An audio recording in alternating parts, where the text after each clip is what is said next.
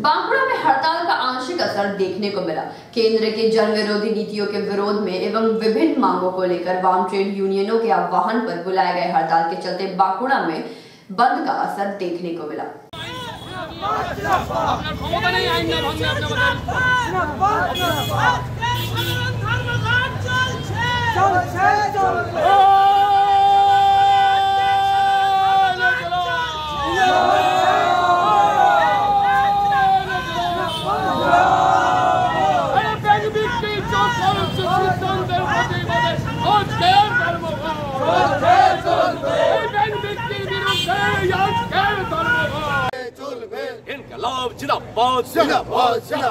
কেন্দ্রের বিজেপি সরকারের জনস্বার্থ বিরোধী নীতির প্রতিবাদে 7 দফা দাবিতে বাঁকুড়া গোবিন্দনগর বাস স্ট্যান্ডে পরিবহন শ্রমিকদের ধর্মঘট চলবে। বেঁচে থাকার ন্যূনতম দাবিতে ধর্মঘট চলবে।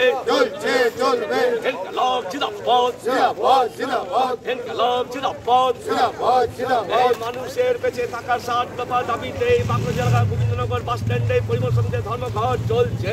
তোকে সেরকম পড়েনি যে মানে বাস রানিং যাচ্ছে এরকম তো দেখিনি, তো আমার তো অসুবিধাই হচ্ছে একটু বাস না চলার জন্য। একটা বাস কি বেরোচ্ছে এখান থেকে? বেরোতে তো এখনো দেখিনি, আমি তো এই এলাম 2 মিনিট 1 মিনিট হলো হয় তোমার আসা। কোথায় যাবেন? আমি যাবো ইন্দাস, রসুলপুর যাব। কতটা সমস্যায় পড়লেন? ভালোই সমস্যায় পড়লাম। অফিসে তো হাজিরার ব্যাপারটা তো ভালোই আছে, অফিসে হাজিরা দিতে না পারলে সমস্যায় পড়তে হতে পারে, যার জন্য ভালোই ভোগান্তি হলো। কীভাবে যাবেন তাহলে অফিস? দিই কোনো গাড়ি টাড়ি রিজার্ভ করে বা হয়তো বাইকে বিকল্প কিছু ব্যবস্থা নিতে হবে। কী নাম হবে? আমার নাম গৌরব ব্যানার্জি। আমারিতে আমরা আমাদের বলেছি যে যারা আয়কর দেয় না তাদের প্রত্যেকটা মানুষকে 7,500 টাকা করে দিন, তবে তো মানুষ বাঁচবে। সেই টাকা চলে যাবে বাজারে, তাহলে বাজারেও সচল হবে, এটা মূলত দাবি।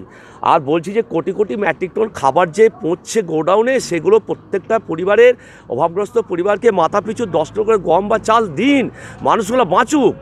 আর এই শ্রমিক বিরোধী যে শ্রম আইন, যে শ্রমিকদের কোনো অধিকার থাকছে না, সেই সমস্ত অধিকারগুলো কর্পোরেটের হাতে তুলে দেওয়া হচ্ছে।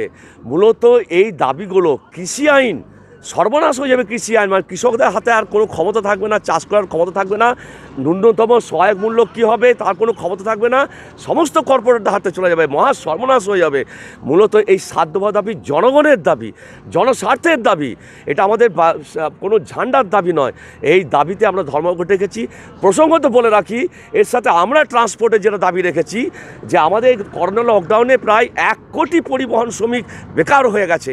আমাদের বাঁকুড়া জেলাতে প্রায় 3000 পরিবহন শ্রমিক বেকার হয়ে গেছে 23শে মার্চ থেকে। আমরা 23শে মার্চ সকালবেলায় আমাদের বাঁকুড়া জেলা শাসককে আমরা ডেপুটেশন দিয়েছিলাম, চিঠি দিয়েছিলাম যে আমাদের পরিবহন শ্রমিকরা খাবে কি দেখুন, কিন্তু আমাদের